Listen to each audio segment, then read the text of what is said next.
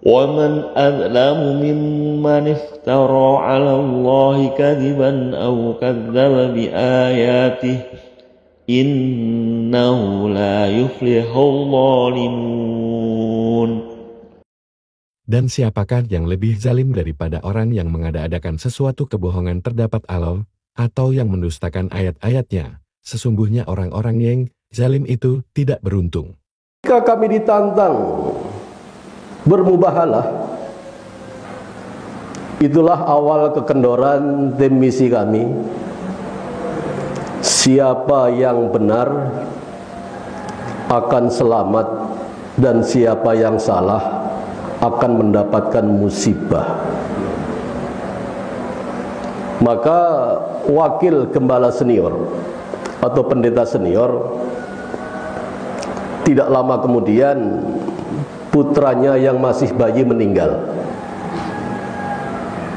dengan cara tidur tengkurap, tidak diketahui oleh orang tuanya, dan dia nggak bisa balik, meninggallah dia. Berselang 1 bulan, ketika wakil pendeta senior ini pergi ke kota Cirebon, di tempat mertuanya mengalami musibah, tabrakan mobil. Maka istri dan anaknya yang pertama pun meninggal. Itulah awal tim misi dari gereja kami mengalami penurunan mental. Sebelum lanjut, jangan lupa like, subscribe, share, dan tekan tanda loncengnya. Bismillahirrahmanirrahim. Assalamualaikum warahmatullahi wabarakatuh. Alhamdulillahi alamin. Assalatu wassalamu ala sayyidina wa syafi'ina wa habibina Rasulillahi Muhammadin sallallahu alaihi wasallam wa ala alihi wa ashabihi ajma'in, amma ba'du. Segala puji bagi Allah, salawat serta salam semoga tercurah pada junjungan kita Nabi besar Muhammad sallallahu alaihi wasallam. Yang dimuliakan Allah, Bapak Ketua DKM beserta pengurus yang lain. Yang dimuliakan Allah, para tokoh masyarakat, para cendekiawan, para ustadz, serta para jamaah sholat subuh rahimakumullah. Pagi ini saya diminta untuk mengisi. Barangkali nanti isinya lebih baik dari jadwal yang sebenarnya, sehingga kalau ada kekurangan dari diri kami mohon dimaklumkan. Tadi sudah diperkenalkan, nama saya Hasan Dasar Lubis, yang dulu ketika sebelum Muslim dengan nama baptis Aletheus Dasar Lubis. Jadi nama Hasan itu bahasa Arab dari kata Aletheus. Aletheus yang dalam bahasa Yunani yang bermakna kebenaran, kebaikan, hal-hal yang baik. Nah, dalam bahasa Arabnya saya memilih Hasan. Dan dalam dunia misi saya juga sering disapa dengan Pak Hasan. Kenapa memakai nama Hasan? Dalam misi Nasrani itu ada 6 strategi. Salah satunya kontak yang kelima. Nah, kontak yang kelima ini misi-misi Nasrani dalam rangka mendekati masyarakat Muslim Maka sang misionaris pun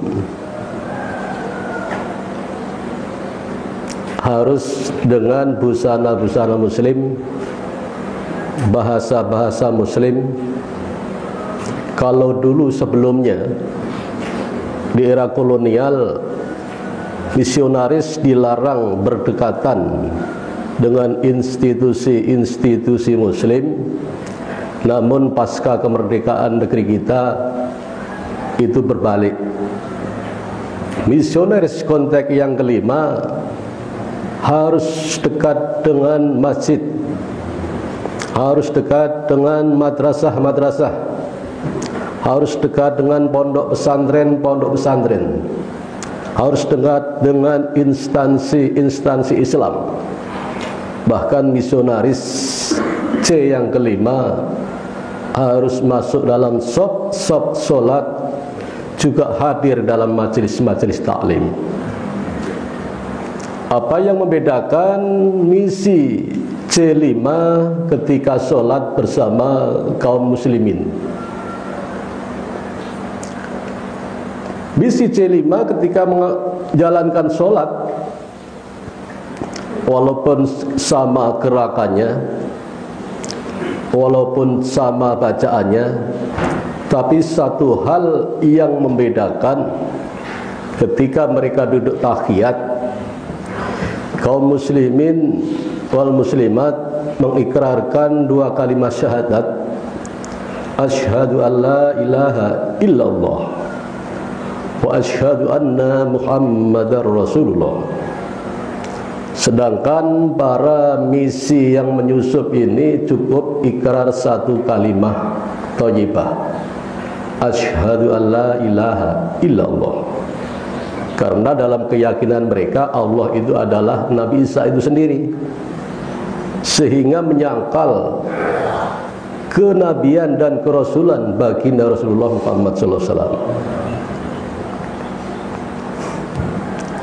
Tadi saya dipesan untuk mengisahkan bagaimana perjalanan hidup saya hingga mengenal Islam. Jadi ini sebuah kajian atau kargozari, tidak cocok disebut kajian sebetulnya, karena mengisahkan riwayat hidup perjalanan dari seorang misionaris menjadi seorang mu'alaf. Awalnya ketika kami sedang mengadakan penginjilan, dalam bahasa kita dakwah. Jadi umat Nasrani menyebut dakwah itu mengabarkan Injil. Di salah satu kampus di Yogyakarta, kemudian mahasiswa-mahasiswa Islam di kampus itu kewalahan menghadapi tim misi dari gereja kami yang waktu itu dengan organisasi Gereja Persekutuan Maranatha yang sekarang sudah dihapus karena terbelah menjadi dua, sehingga nama itu nggak boleh dipakai oleh salah satunya. Mengapa mahasiswa muslim ketika berdialog dengan para misi dari gereja ini, mereka mengalami kekalahan? Karena pada waktu itu belum ada IT yang seperti sekarang kita nikmati. Pernah suatu ketika kita bertanya, apa benar Nabi Muhammad itu melakukan perjalanan Isra Mi'raj? Tentu mahasiswa muslim menjawabnya benar. Kemudian dari pihak misi menyanggah, bukankah Masjidil Aqsa itu dibangun setelah beliau meninggal? Maksudnya Dome of the Rock yang warna kuning. Karena ternyata pada waktu itu tidak semua masyarakat muslim mengerti kompleks Masjidil Aqsa. Ada masjid dengan kubah warna kuning, dan itu sengaja diviralkan oleh orang Yahudi. Itulah Masjidil Aqsa. Sedangkan Aqsa yang sebenarnya yang kubah berwarna hijau. Satu poin itu mahasiswa muslim tidak bisa menerangkan. Kami pun juga mempertanyakan, kalau Tuhan umat muslim itu satu, mengapa Al-Quran memakai istilah kami? Mahasiswa muslim pun juga nggak bisa menerangkan. Saya sendiri mengerti kenapa Al-Quran memakai kata kami setelah menjadi mu'alaf dan masuk di pondok pesantren. Barulah mengerti mengapa Allah memakai kata kami. Ditanya lagi, kalau memang ajaran Islam itu bisa menyelamatkan orang, kenapa juga setiap hari masih berdoa ihdinas siratal mustaqim? Mahasiswa muslim pun juga nggak bisa menjawab.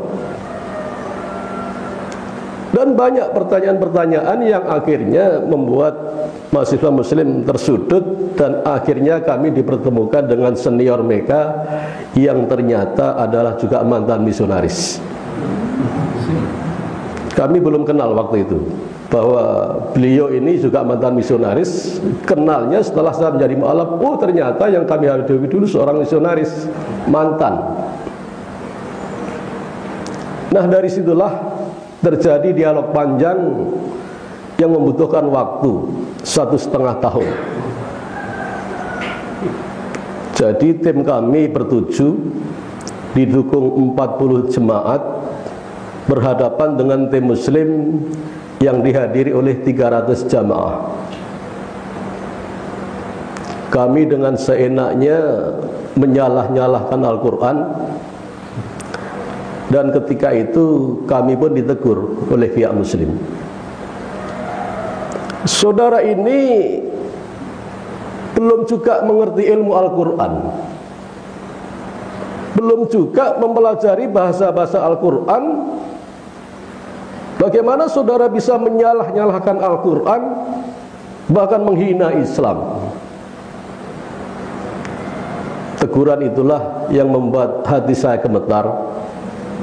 Benar juga, dalam forum dialog, tanpa punya ilmu Al-Quran, membahas Al-Quran, maka tim muslim itu menantang kami. Kita akan buktikan siapa yang benar di antara kita, karena tim kami terlalu ngotot, tidak berdasar. Apalagi sebelum dialog kami mentilawahkan Injil. Itu membuat suasana dialog seolah-olah pihak muslim itu semakin terdesak.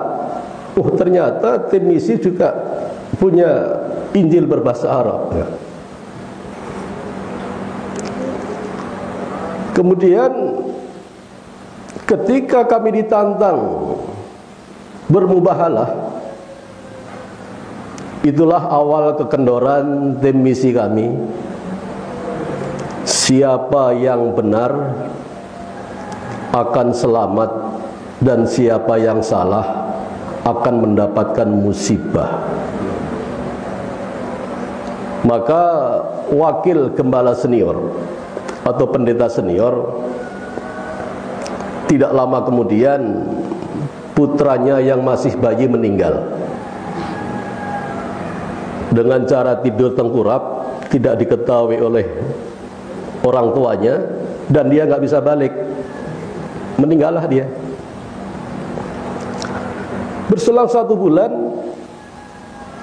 ketika wakil pendeta senior ini pergi ke kota Cirebon, di tempat mertuanya mengalami musibah, tabrakan mobil.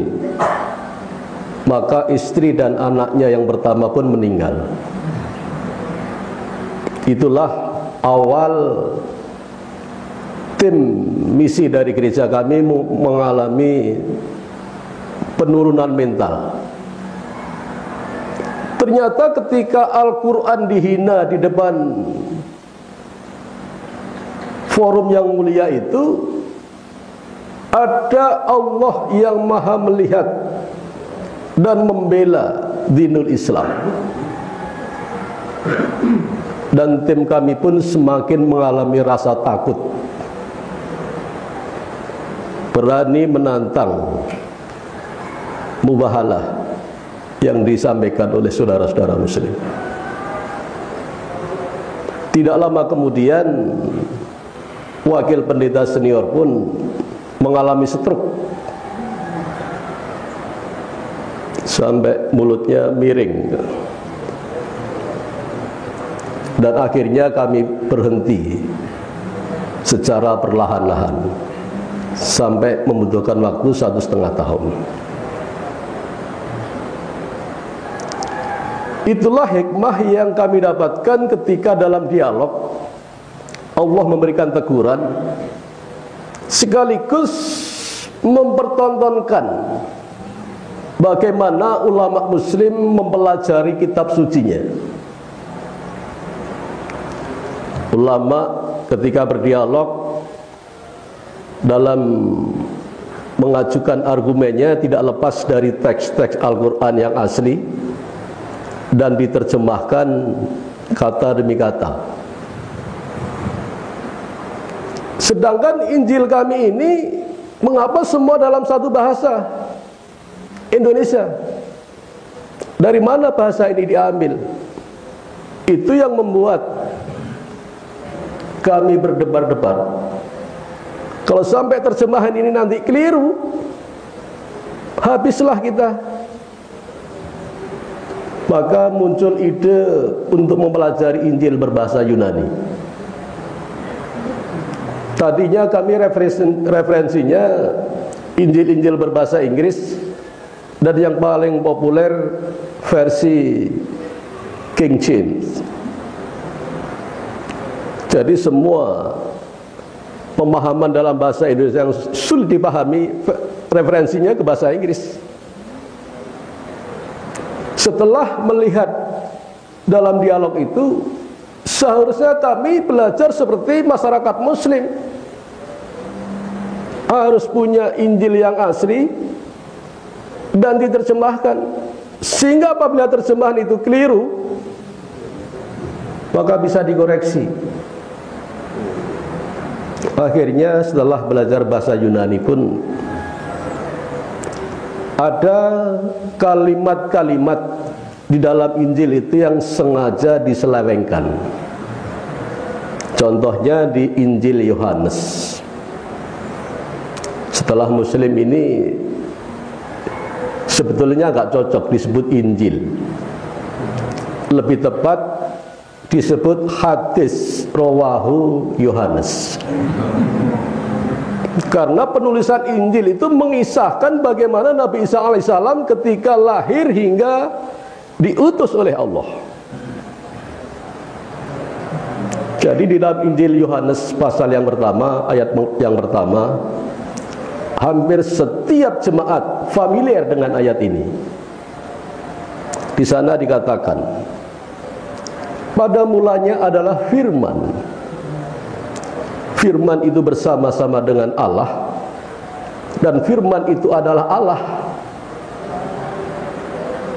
Sebelum kami mempelajari bahasa Yunani, kami nggak terusik dengan terjemahan ini. Tetapi setelah kami pelajari bahasa Yunani, sebagaimana ulama muslim mempelajari Al-Quran dengan ilmu nahwu sorobnya, kami pun jadi berpikir ulang. Pada mulanya adalah firman. Oke, kita terima. Dan firman itu bersama-sama dengan Allah, masuk akal juga. Tetapi anak kalimat ketiga menyatakan dan firman itu adalah Allah. Karena Nabi Isa alaihissalam disebut sebagai kalimatullah. Kalimatullah juga bisa disebut firman. Berarti sang firman adalah Allah. Maksudnya Nabi Isa alaihissalam adalah Allah. Kok jadi janggal? Sedangkan teks aslinya disebutkan di sana en arche en hologos, Ke Holocaust in prostontion, ke theos en Holocaust. Pada mulanya ada yang berfirman, dan yang berfirman itu adalah Allah. Anak kalimat yang ketiga menegaskan lagi, dan Allah lah yang berfirman. Allah lah yang berfirman, diterjemahkan firman itu adalah Allah. Itu salah satu kesalahan dalam mentranslate. Kenapa bisa seperti itu? Nanti kita akan lihat sejarahnya. Jadi sepanjang Injil berbahasa Yunani,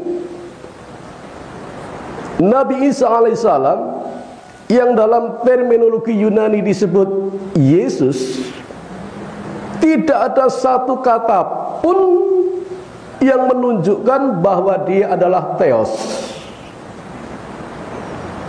Kata theos dalam bahasa Yunani yang dalam Injil berbahasa Indonesia ditranslate dengan kata Allah. Ini sangat jauh berbeda maknanya. Allah yang maha wahid, Allahu ahad, disejajarkan dengan kata theos, yang sebenarnya di negara Yunani theos ini dewa tertinggi.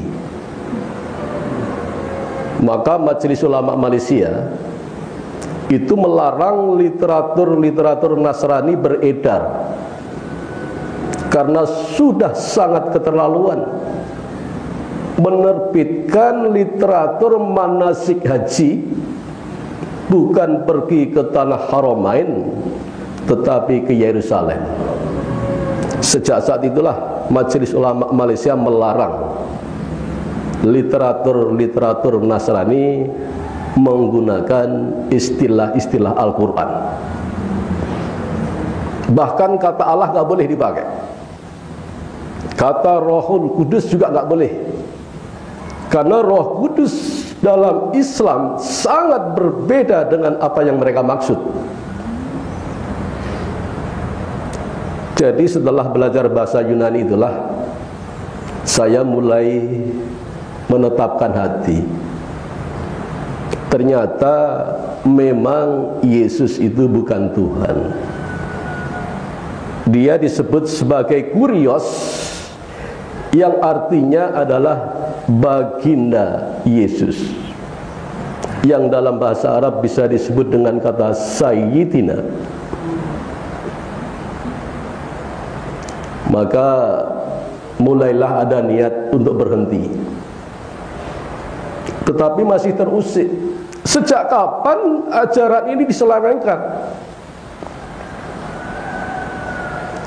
Ini ada satu buku yang dikarang oleh Richard Einstein, diterjemahkan dalam bahasa Indonesia dengan judul yang bagi umat Nasrani sangat menarik. Kala Yesus jadi Tuhan. Tadinya saya merasa apaan nih kala Yesus jadi Tuhan. Bukunya dikemas dalam bahasa novel, sehingga tidak mencerminkan buku rohani. Tapi setelah dibaca, ternyata itu sebuah perjalanan sejarah gereja yang tidak pernah diungkap, yang akhirnya setelah membaca buku itu banyak umat Nasrani hijrah dari gereja menjadi seorang muslim. Lama-kelamaan buku ini ditarik dari peredaran karena membahayakan gereja. Di dalam buku itu disebutkan, dulu ajaran Nabi Isa alaihissalam itu ajaran Islam. Ini bahasa saya, karena di dalam buku itu bahasa gereja yang dipakai. Jadi setiap berita yang disampaikan oleh Nabi Isa alaihissalam beserta para muridnya yang kita sebut sebagai sahabat Nabi Isa alaihissalam, semuanya bersifat monoteis atau ajaran-ajaran tauhid. Nah, ketika Injil itu diberitakan di kota Athena,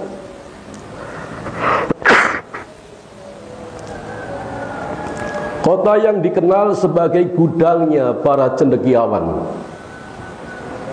penemu rumus-rumus kimia, penemu rumus-rumus fisika, penemu rumus-rumus matematika, ada di kota itu.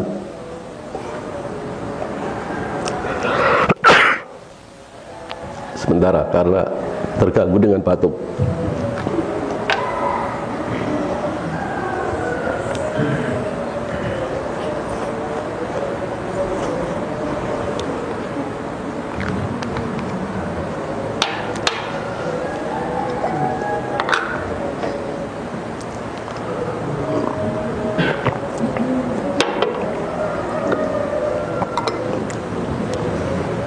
Dalam benak para cendekiawan di kota Athena, tidak ada benda di muka bumi ini yang bersifat satu mutlak. Kalaupun ada satu tutup gelas, ini bisa berarti benda yang terdiri dari molekul-molekul plastik. Saya anggap ini plastik. Ada satu gelas, itu pasti himpunan dari molekul-molekul kaca yang membentuk gelas. Ada sebatang kapur tulis, itu juga himpunan dari molekul-molekul kapur tulis. Sehingga tidak ada konsep satu secara mutlak. Maka ketika Injil diberitakan di kota Athena, sembahlah satu Tuhan, maka para cendekiawan di sana berarti Tuhan itu sebagaimana Tuhan yang mereka sembah setiap hari. Jadi di kota Athena itu masyarakatnya hampir seperti di salah satu pulau di negeri kita. Setiap hari menyembah patung-patung. Jadi yang namanya Tuhan itu tidak bisa cuma satu. Ada Tuhan Bapa, dewa paling tinggi di kota Athena. Bapa juga punya seorang putra, maka disebut Tuhan Putra. Kalau ada putra juga tentunya ada dewinya, maka ada Tuhan Ibu. Sehingga satu Tuhan dalam benak masyarakat di kota Athena adalah tiga pribadi yang menjadi satu yang disebut Tritunggal, atau yang dikenal dengan Trinitas. Nah, dari situlah awal malapetaka ajaran Islam yang diwariskan oleh Nabi Isa alaihissalam mengalami kehancuran. Embrionya ketika Injil diberitakan di kota Athena. Di Athena itu ada seorang tokoh yang bernama Arkilis.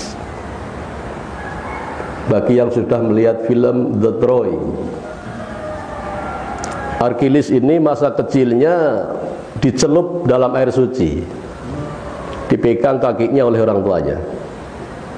Setelah itu diangkat. Maka Arkilis ini ketika menjadi seorang pemuda, menjadi pemuda yang sangat sakti mandraguna, tidak mempan dengan tajamnya anak panah, dan tidak tergores dengan tajamnya mata pedang. Maka dijadikanlah Arkilis ini panglima perang di negara Yunani. Apa yang terjadi? Musuh pun gak kalah cerdik. Ditanyalah baby sister yang dulu merawat Arkilis, kenapa Arkilis bisa segitu hebat? Kenapa Arkilis bisa begitu sakti? Baby sisternya pun menjawab, Arkilis itu bukannya hebat, asal bisa membidik kelemahannya. Kalau mau membunuh Arkilis, bidiklah di bawah mata kakinya yang ketika kecil tidak tercelup air suci. Maka dicarilah sniper, dipanah tepat di bawah mata kaki, akhirnya meninggal. Nah, orang-orang seperti Arkilis ini disebut anak dewa. Ketika ada berita seorang yang lebih hebat dari Arkilis, ini menjadi sorotan para cendekiawan di kota Athena. Kok ada manusia hebat bisa menyembuhkan penyakit yang belum ditemukan obatnya? Yang kala itu penyakit kusta. Atas izin Allah SWT, Nabi Isa alaihissalam berdoa, Bismillahirrahmanirrahim. Tangan yang tadinya habis karena kusta mendadak pulih sempurna. Jangankan orang sakit, mayat yang sudah meninggal pun dan dikubur, karena kuburnya berbeda dengan negeri kita. Di sana kubur menggali tebing bebatuan seperti gua, kemudian ditutup dengan roda juga dari batu, sehingga cara membukanya cukup digeser ke kanan dan ke kiri. Tebak menipu masyarakat muslim.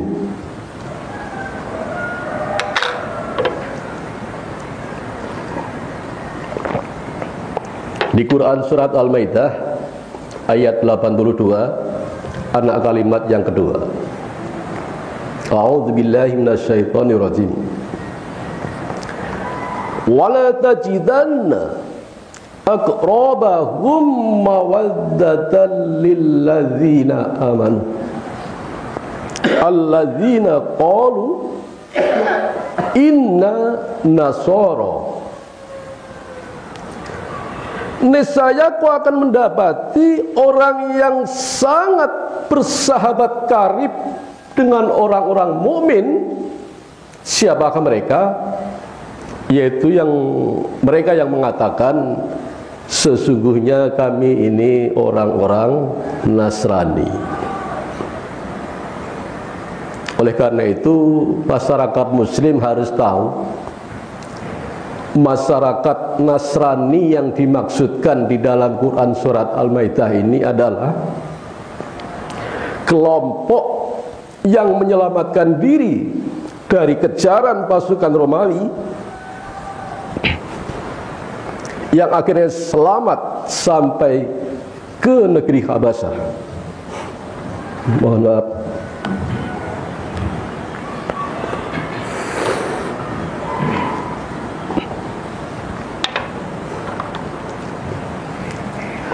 Maka ketika sahabat masih minoritas, Rasulullah pun memerintahkan untuk berhijrah ke negeri Habasyah, yang semua masyarakat tahu bahwa itu negeri orang-orang Nasrani, yang dipimpin oleh raja yang juga Nasrani.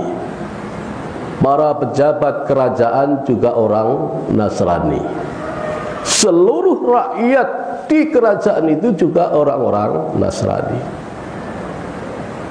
Maka sang raja pun bertanya, apa benar junjunganmu itu orang yang diutus oleh Allah? Dijawab, benar Paduka. Sekarang apa buktinya?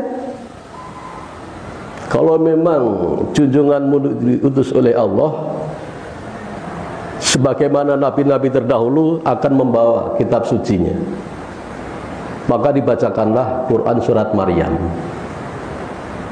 Nah, setelah dibacakan Quran surat Maryam ini, menangislah sang raja. Saya pun merenung, kenapa ya membaca surat Maryam bisa menangis. Ternyata di dalam Quran surat Maryam, awal-awal surat itu isinya sama persis dengan yang ada di kitab Injil. Sehingga raja pun berpikir, tidak mungkin seorang tokoh yang diagung-agungkan di kota Makkah, yang tidak mengenal ilmu baca tulis, bisa mengerti isi kitab Injil. Kalau bukan Allah yang mewahyukan berita itu, tentulah dia tidak memahami apa yang terjadi di dalam kitab Injil. Maka diterimalah para sahabat yang hijrah itu, dan sang raja memerintahkan kepada seluruh pejabat kerajaan dan rakyatnya untuk menerima Islam. Itulah pensyahadatan terbesar sepanjang sejarah. Satu kerajaan berhijrah ke dinul Islam. Setelah saya memahami kondisi ini,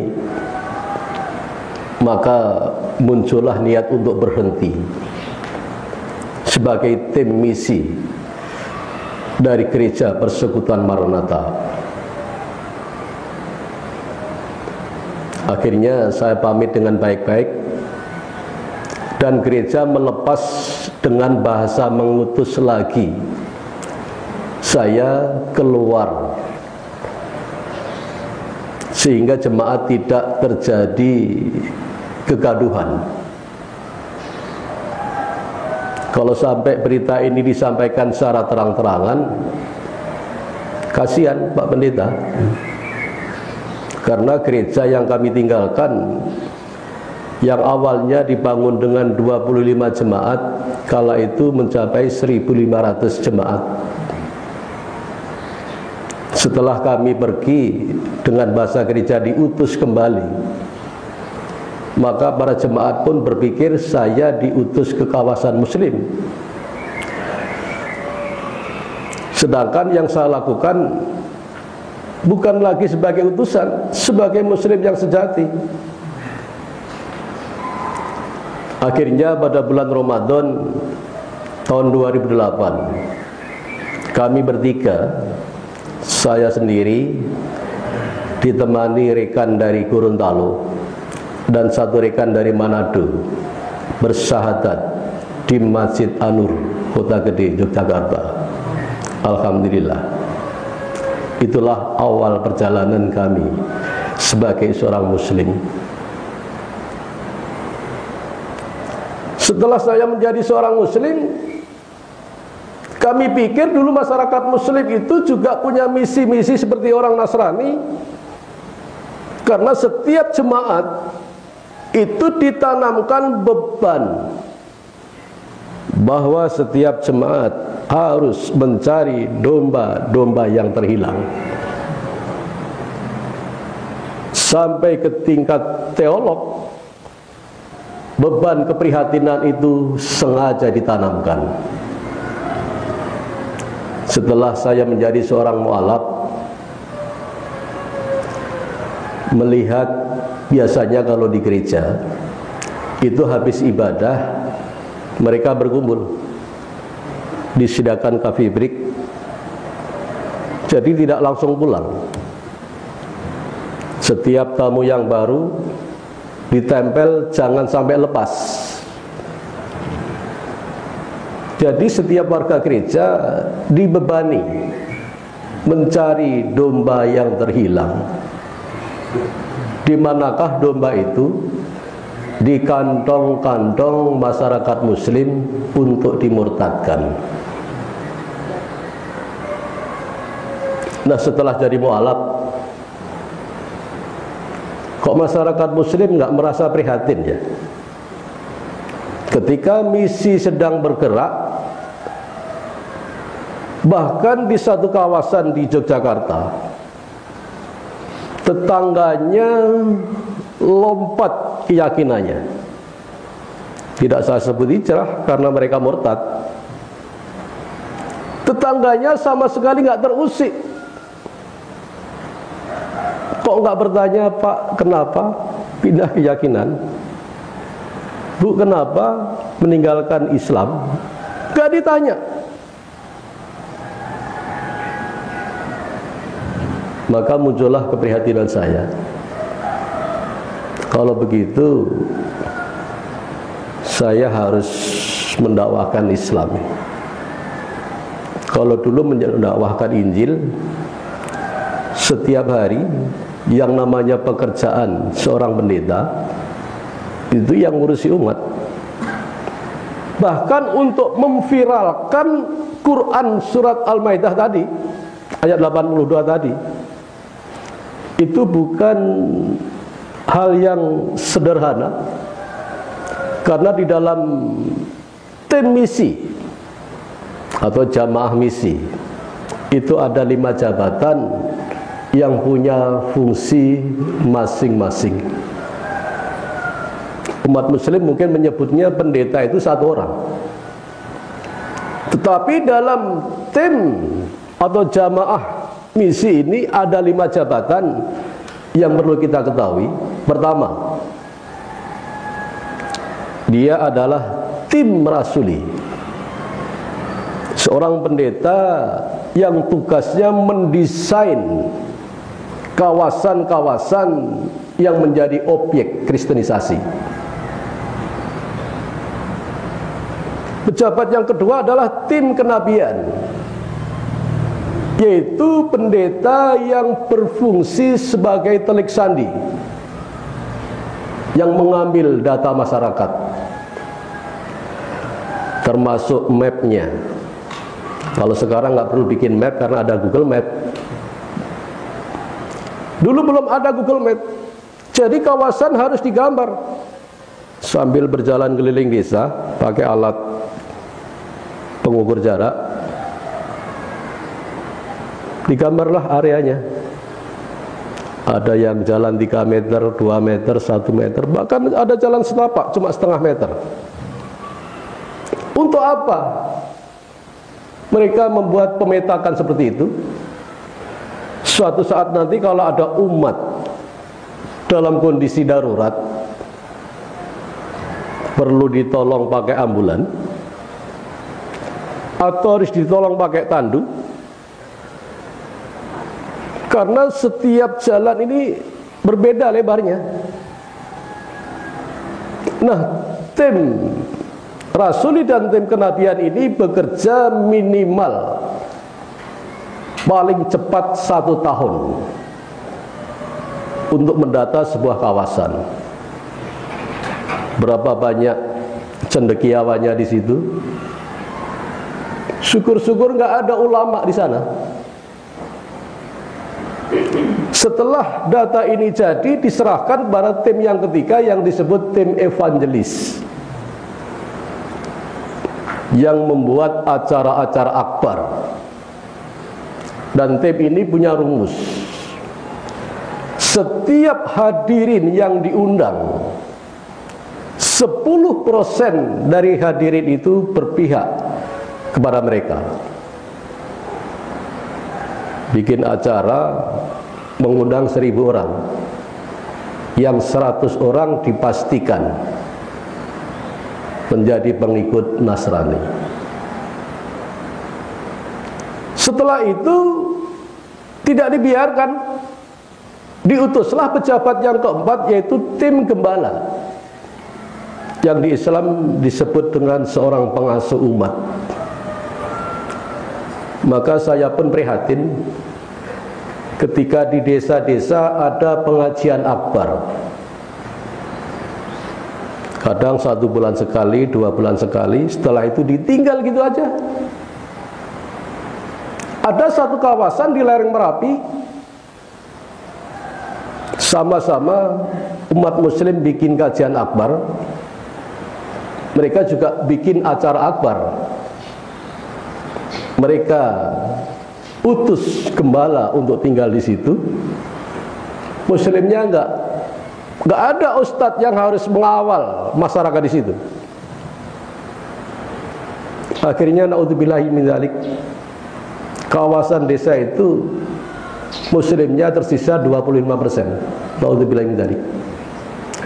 Karena setiap orang yang mau mengadu, bertanya tentang akidah, mengadu tentang persoalan hidup, sulitnya kehidupan ini, nggak ada orang tempat curhat, sedangkan mereka sediakan itu, yaitu tim gembala.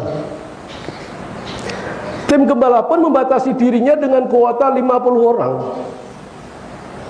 Jadi pendeta itu idealnya cukup mendidik 50 orang, dari kanak-kanak rohani sampai tingkat dewasa rohani. Sisanya nanti diserahkan kepada tim pendidik yang dalam Islam disebut ustadz. Jadi kalau ada 100 jemaat, yang 50 tanggung jawab gembala, yang 50 lagi tanggung jawab para pendidik. Begitu kelipatan seterusnya. Sehingga umat betul-betul diyakinkan bahwa Nasrani itu sahabatnya orang Muslim. Terus diyakinkan, tidak akan dilepas sampai dia yakin. Quran surat Al-Maidah tadi. Karena masyarakat Muslim, jangankan belajar tafsir, mendengar tafsir surat Al-Maidah aja belum pernah, sehingga diterima. Maka sisa 1/4 masyarakat muslimnya. Jadi untuk memviralkan satu ayat yang mereka klaim sebagai orang Nasrani, itu ada 5 pejabat yang turun ke lapangan. Dan itu dilakukan secara masif di setiap desa-desa. Bahkan masyarakat pun disuguhi musik-musik qasidah, dan mereka nggak pernah berpikir apa isi qasidah itu. Setelah diteliti, syair-syair qasidah itu adalah lagu-lagu gereja. Jadi lengkaplah kerusakan umat. Karena masyarakat muslim yang awam, asal berbahasa Arab, dianggapnya itu Islam. Ini salah satu tilawah Injil yang masyarakat muslim pun terpana ketika kami sedang berdialog. Jadi sebelum dialog dulu, kami bawakan tilawatil Injil. Nah, masyarakat muslim yang tidak familiar dengan Al-Quran, mana bisa bedakan? Contohnya seperti ini.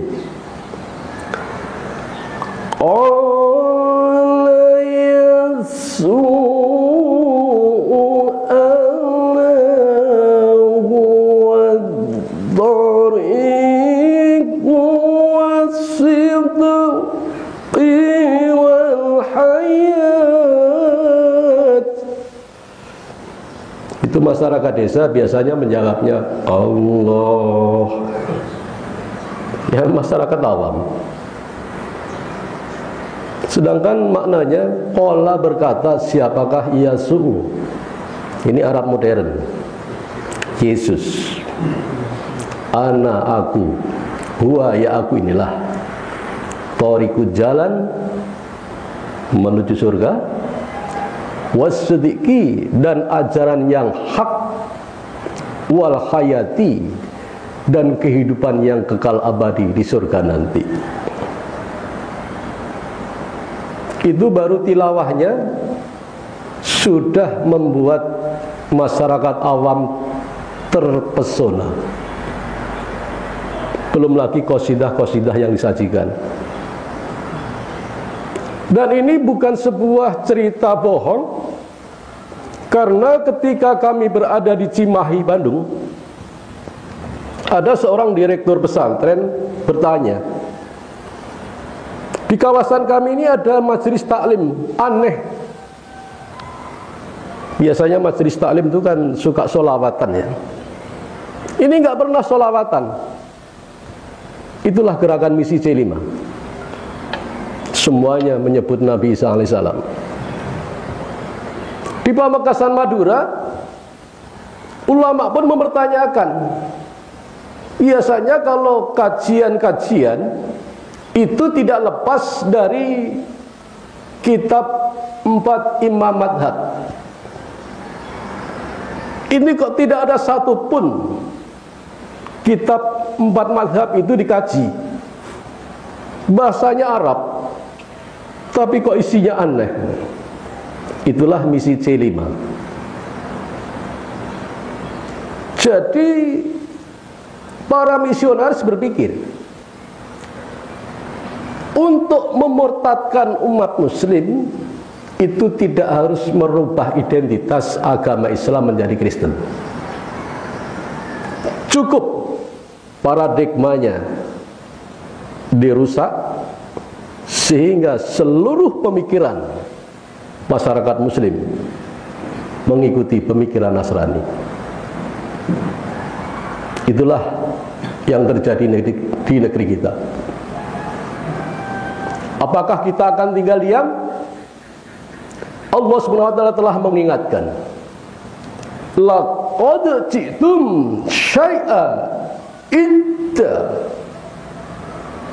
Niscaya sungguh akan datang kepada kalian satu perkara yang sangat mungkar.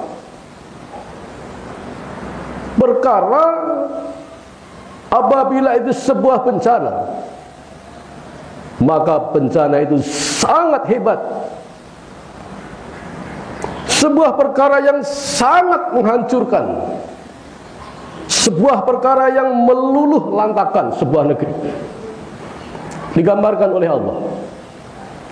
Takadus samawatu yatafaddurna min. Seolah-olah langit itu pecah akibat dari yang mereka beritakan. Wa tanshaqul ard, dan bumi terbelah ketika gempa Jogja. Bumi itu terbelah 20 cm. Waktu itu kami masih di gereja, belum muslim. Jadi bapak-bapak salat subuh, kami doa pagi.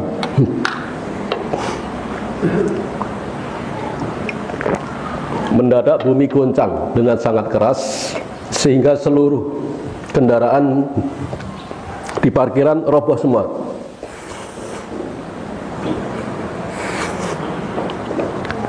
Apa yang terjadi? Allah izinkan menutup kurang dari 1 menit, 54 detik.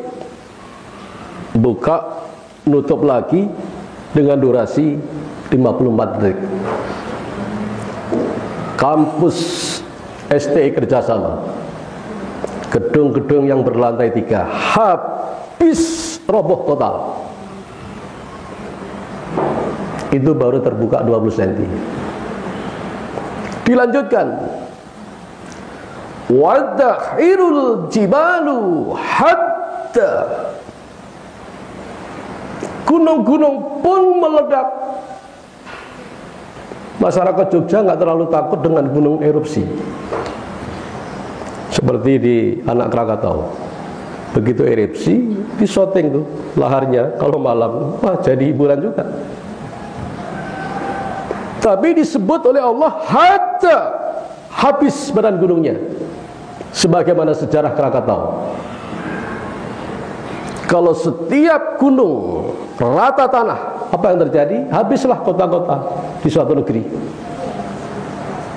Kenapa bencana begitu hebat itu datang?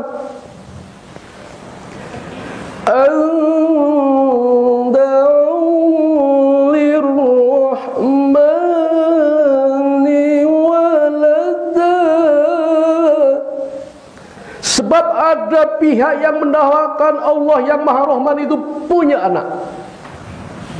Siapakah dia? Siapa lagi kalau bukan umat Nasrani yang menyebut ada Allah Bapa, Allah Anak, Allah Ibu. Jadi kalau misi itu dibiarkan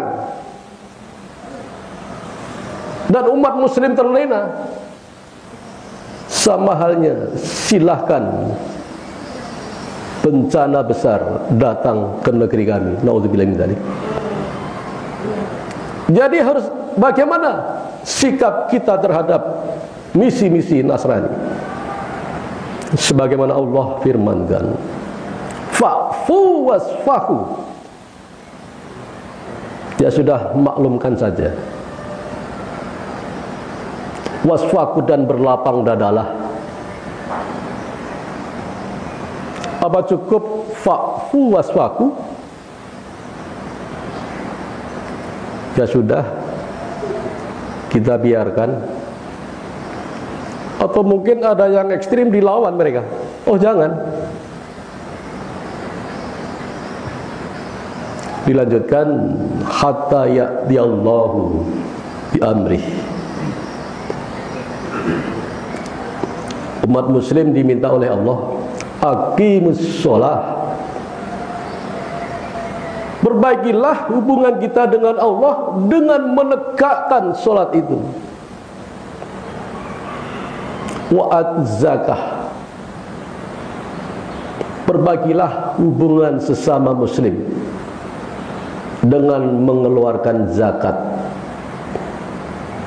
Kalau zakat ini dikelola dengan baik, tidak ada masyarakat muslim yang sengsara. Meskipun gereja dengan dana yang besar, itu akan tertutup apabila setiap masyarakat muslim memperbaiki dirinya dengan zakat. Di gereja itu jemaat tidak membayar perpuluhan, ditagih. Bukan hal yang aneh. Di Islam, masyarakat berpikir zakat itu menjelang Idul Fitri, zakat fitrah. Sedangkan zakat penghasilan nggak pernah disentuh. Sedangkan gereja 1/10 dari penghasilan wajib disetorkan untuk kesejahteraan para hamba Tuhan. Belum lagi dana misi untuk dakwah mereka. Jadi mari, dengan kondisi misi di negeri ini yang begitu marak, itu yang membuat kami ini prihatin. Para mantan misionaris yang melihat keadaan negeri, di mana setiap kawasan dimasuki tanpa masyarakat muslim tahu. Mendadak cara pandang masyarakat muslim berubah. Ditawarin ajaran Islam, dikira ajaran baru. Sebab guru-gurunya telah berhasil menanam, jadi orang muslim itu cukup bersikap baik dan santun. Ibadah di masjid, pulang, udah. Sedangkan para wali yang datang ke negeri kita ini, mereka mencurahkan dirinya, hartanya, waktunya, bahkan tidak kembali ke negeri asalnya, demi Islam tersebar di bumi Nusantara. Dan alhasil negeri kita menjadi negara muslim terbesar di muka bumi. Maka gerakan dakwah oleh seluruh guru-gurunya diredam. Umat Islam tak perlu berdakwah. Kuota haji di masa kolonial dibatasi dengan adanya kantor urusan pribumi. Sebab alumni-alumni haji yang datang ke negeri ini, yang pulang dari haji, orasinya semakin tajam untuk mengajak umat berjuang melawan kebatilan. Nah, itu diredam. Jadi kuota haji harus diketahui oleh pemerintah kolonial. Akhirnya terkendali. Akhirnya gerakan dakwah yang dulu ditebarkan oleh para wali mendadak hilang dari pikiran umat Islam sampai negeri kita merdeka. Dan ini diteruskan, dilemahkan terus oleh gerakan misi. Demikian kisah hidup saya yang sekarang berada di tengah Bapak Ibu yang terhormat. Tadi dibatasi jam 6. Sebelum ditutup, silahkan ada tanya jawab.